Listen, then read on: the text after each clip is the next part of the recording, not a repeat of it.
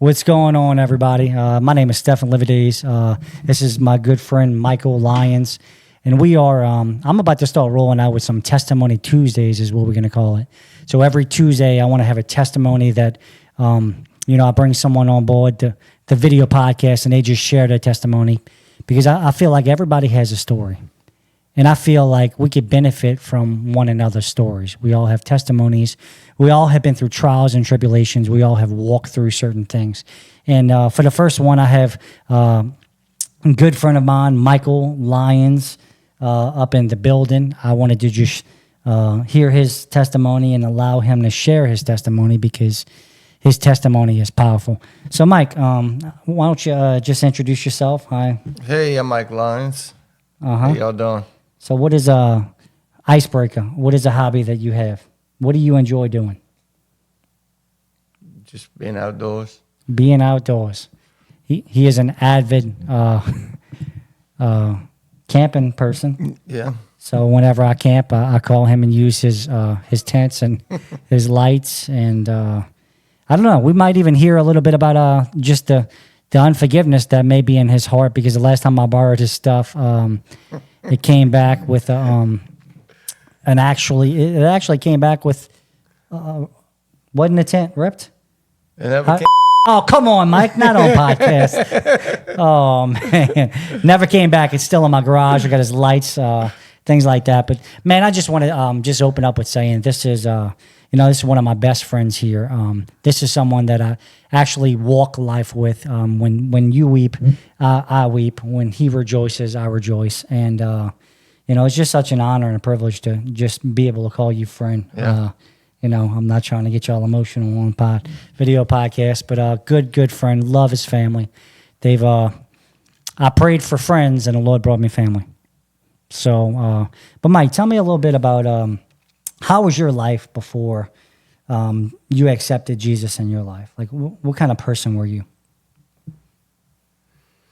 Well, most of my life has been pretty good. Had struggles from here to there, Then about, say, 5 years ago. I might have to get you a little closer. I started doing pills, drinking a lot, and one thing led to another, and next thing you know, I'm on a bunch. Pills and crystal meth and heroin and drinking a case of beer a day. And me and my wife split up, girlfriend at the time. And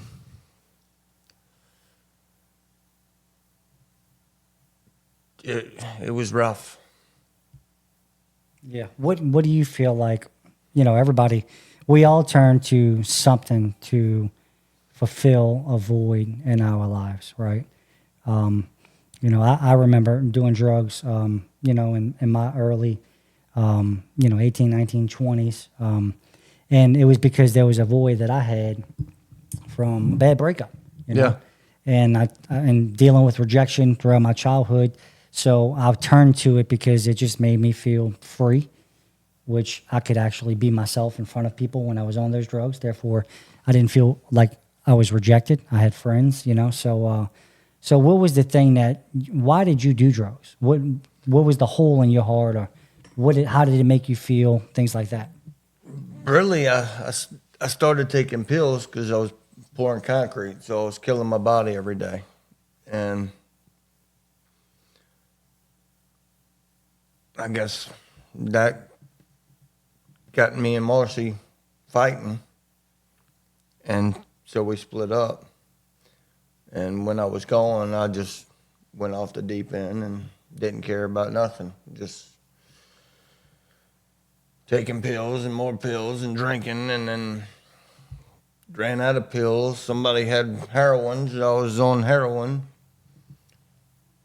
And just didn't care about living anymore. Yeah. So at that point, you weren't even doing drugs to really to satisfy anything. He was Yeah. just doing them just to Didn't care. didn't care. Yeah. So how is so explain this story because I've heard this story before and it's actually an amazing. You're about to hear it, right? But explain. So you were separated, you and your wife, well, girlfriend at the time. I had the privilege of actually making them official. I officiated their wedding. It was such an honor. So at that time, you had left her. You had left her and the kids, Yeah. right? Yeah. And you were, at your home. You had another home Right. in a different area. So explain the moment and maybe the days leading up to you getting really, really right with the Lord. And I want you to go into detail. I want, because I feel like if there's someone else that is going down the road that you're going through, or they could see themselves, they're struggling, and they're afraid they're going to get there. I believe by the word of your testimony that, the Lord is going to I just believe that God's going to use your testimony. Yeah. Well,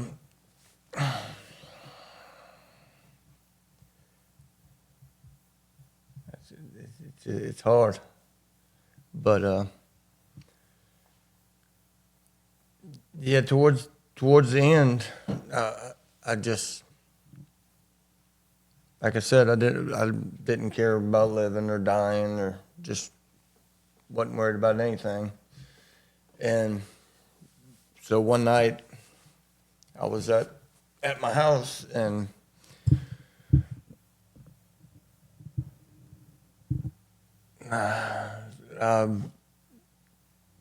just didn't want to live anymore, and had a 9mm in my head, and I was on the phone with Marcy, and So you had 9mm, you had a gun yes, to your head. yes, Wow. and so Marcy prayed for me, and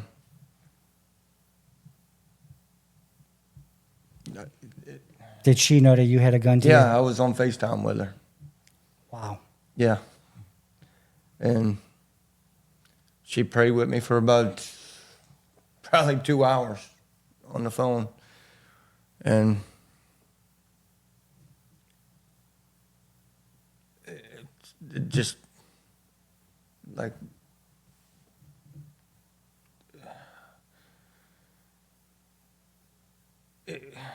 I don't even know how to explain it,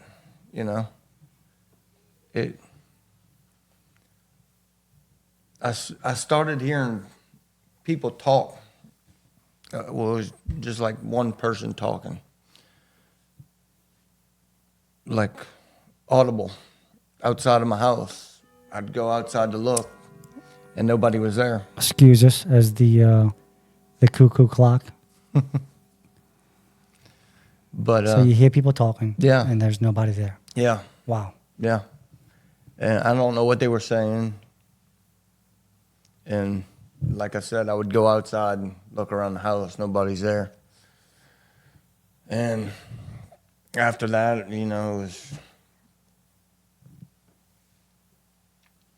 I ran out of money and quit working for the guy I was working for. And I guess I was clean for about 3 days and went back home. And it was almost like the Lord just took it all. Like,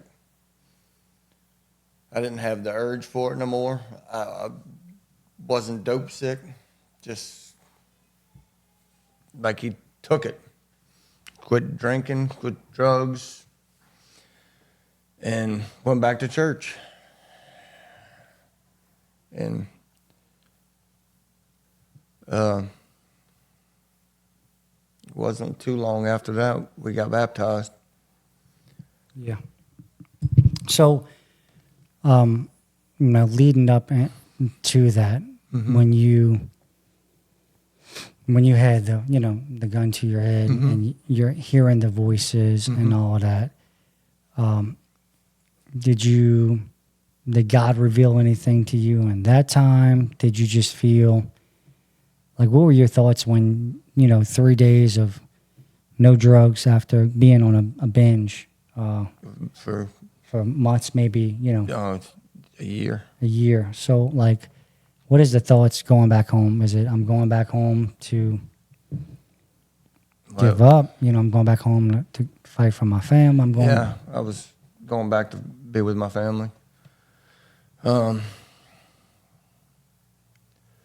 think it was 2 days before Thanksgiving, and I went back home, and I mean, I don't know how to explain it, but Yeah, well, it's crazy because typically when someone is on drugs, yeah, even prescribed medication, Yeah. you can't Yeah. just quit. You can't cold turkey because it will make you sick and kill you. yes, I had got off.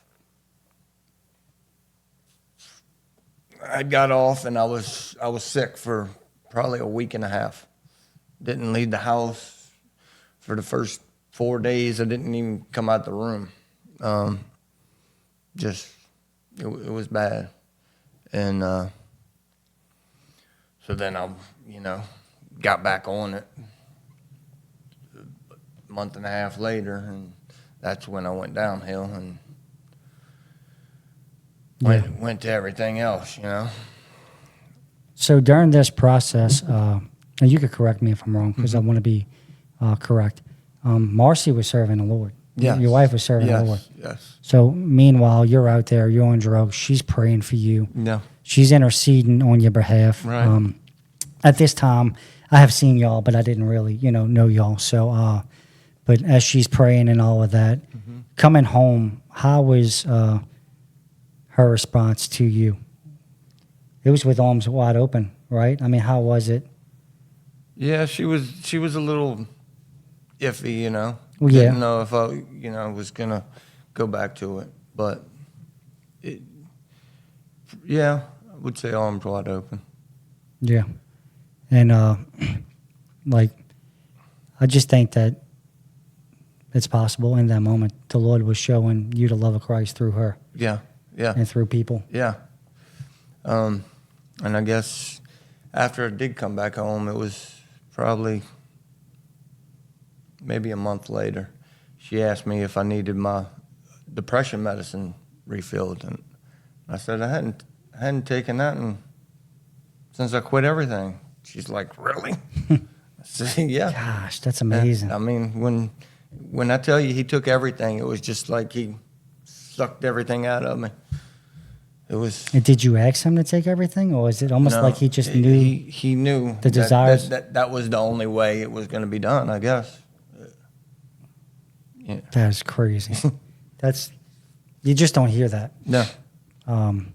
So, we talked about, prior, what kind of person you was. I know, from hearing stories about you, it's hard to believe it's that you dealt with just wanting to fight people all the time, screaming at people, throwing shoes at vehicles and all that. Just because, I don't know, from day one, you've always loved me. You've always, been a brother. So it's just hard to believe that that's who you, it's just, I can't see it. That's when Marcy, and your family, when they say, tell me stories about you, I'm like, yeah, right. Yeah. Like you really, looking at your past, you legitimately died. Yes. In Christ. You were born again. Yeah. So explain. So we talked about where you were. We talked about what the Lord did. Explain to me who you are now and how making that decision has changed your life. Maybe through your family, through your workplace, through relationships. I know it's changed because we're always hanging out. We're like I said, we're family. Right. But how has that changed? And how is the Lord using you through that change? Well, when we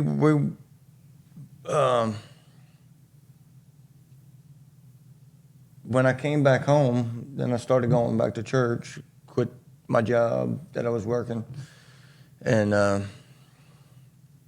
actually, when we went to church, somebody asked if they could get Jeannie to pray for me. So, Which Jeannie's my father. yes. And so he prayed for me. After he prayed for me, he asked me if I wanted a job. I said, well, yeah. So I've been working for him ever since. Next month makes 3 years. That's crazy. That's crazy how fast time's Yeah. going by. Yeah. My goodness. So, I mean, in that time, he's also, the Lord was on my heart. He just kept driving me to quit smoking cigarettes.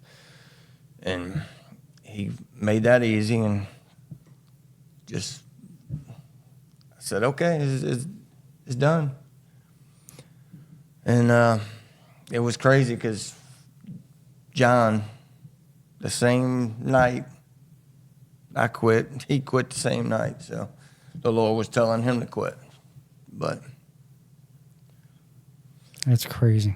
I just been ever since we started going to Tuesday night at church and started going to youth, and just I really didn't want to leave church because I knew the devil was right outside the door and just waiting to attack, And so I just started hanging out with godly people. And Man. Just what you just said is like so profound. I wonder how many people feel that way. Like, I didn't want to leave church because I knew the devil was right outside. yeah, I mean, I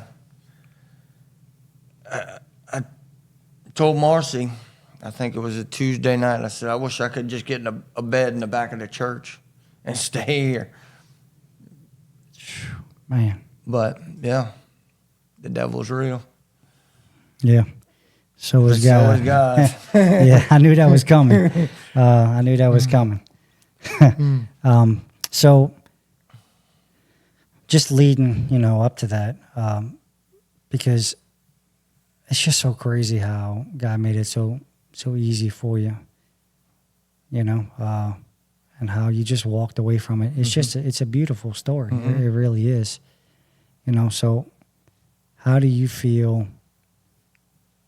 So you've walked through that, right? So you've repented, you've changed, you've died, you've been born again. I know you think a lot like me since we went to that conference and we heard you got to die, you got to die, you got to die every day, you got to die. Yeah. So I know that's probably a daily occurrence for you, and that is for me. I'm like, Lord, I got to die today. Let me get out of I don't want to be controlled by my emotions. Right. I want to be controlled by my spirit. Yes. I don't want to be controlled by my flesh, because my emotions will cause my flesh to do things that I don't want.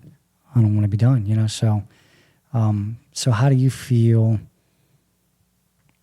since you've walked through that? What do you feel like your calling is, or maybe purpose? Just why do you think God allowed you?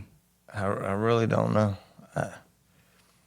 I wonder about that all the time. Where do you want me to be? Almost like the church thing. You're saying I don't want nobody to leave one church to come to my church, unless to hear from God. But I feel that I belong with your church, with the church. Right.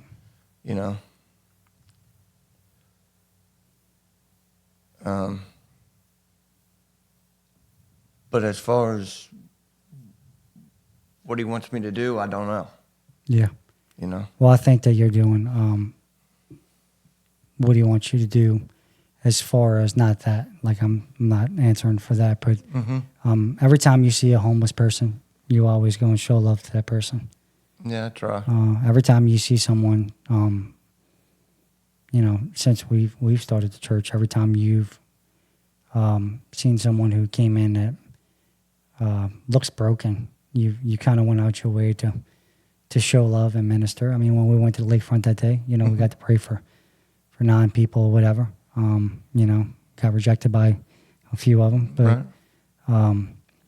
it was like you knew the ones that you had to pray for. And I feel like there's a lot of people that probably are going through what you went through, the weight of the world, Mm-hmm. and things like that, so they turn into drugs. And I do believe that there's a ministry there, I think your purpose is to pursue Christ, Yeah.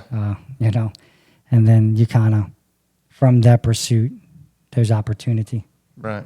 There's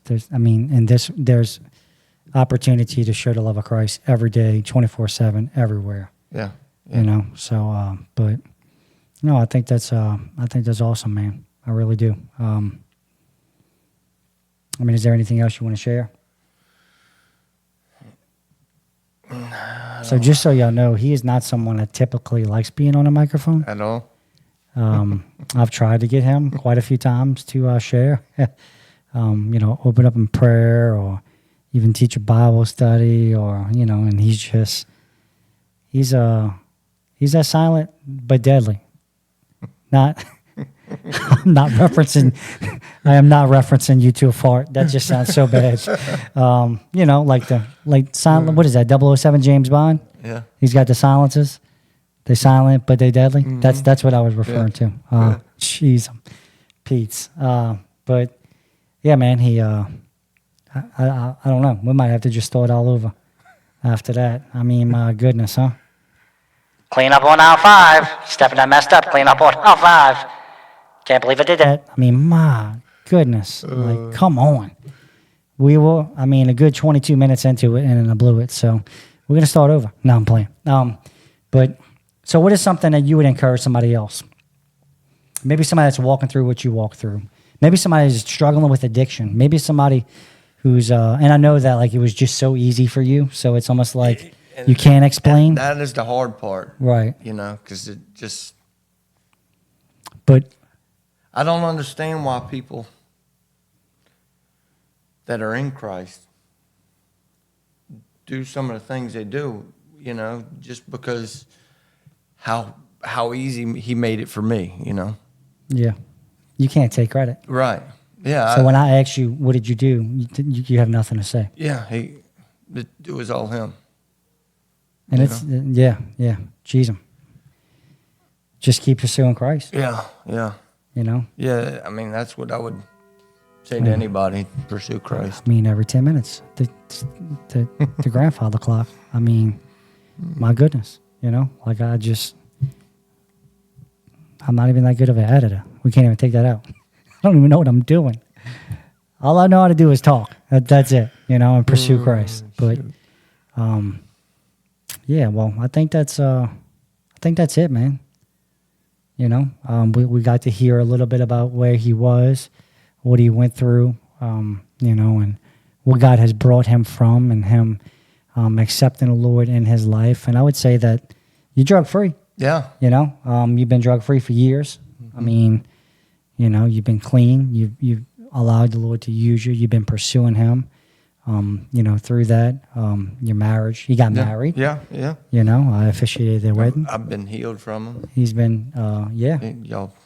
Yeah. Well, why don't you share that before we get off? We got 2 minutes. Because I feel like the Lord set you free from pain pills and all of that, and then the enemy will come in and like when you broke your wrist. Well, I had carpal tunnel.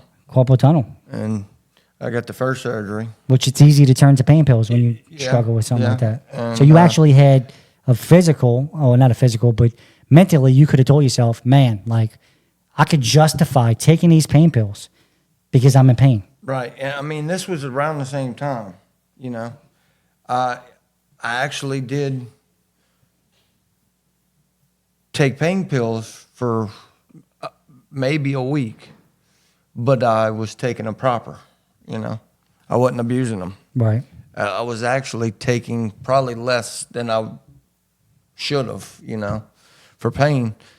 But I had the surgery. Fingers were still tingling. I was about to have another surgery where I was going to be out of work for 6 weeks. And y'all prayed over me one night. Next day, the tingling was gone. Didn't get the surgery. And That's crazy. And it's been 2-3 years. yeah. And you haven't had pain. Yeah. Nope. That's awesome. That's awesome. Well, that is it for our Testimony Tuesday video podcast. This is my guy, Michael Lyons, sharing his heart. It was just awesome, man. I appreciate it. I appreciate you sitting down. Absolutely. You know, just sharing for the people out there. It's just going to be a regular thing. So y'all keep an eye out. We'll be posting it on Facebook. We'll be posting it on YouTube, different things like that. You can check us out on Facebook at the church Lakefront. We're on there. We got YouTube. We have TikTok. We have Instagram, all of the social media platforms. So just check us out because we're going to continue, like I said, with this content, testimonies, and things like that. And it's just going to be believe that God's going to do something great because we all have a story, and all of our stories should be heard. Amen. We've all have a past, but the Lord has a plan, Amen. you know, and we can't allow our past to rob us of the future. Yesterday can't rob you from you tomorrow, and the Lord has just blessed us, and I can't wait to share my testimony. So thank you all so much. Y'all be blessed and have a good one.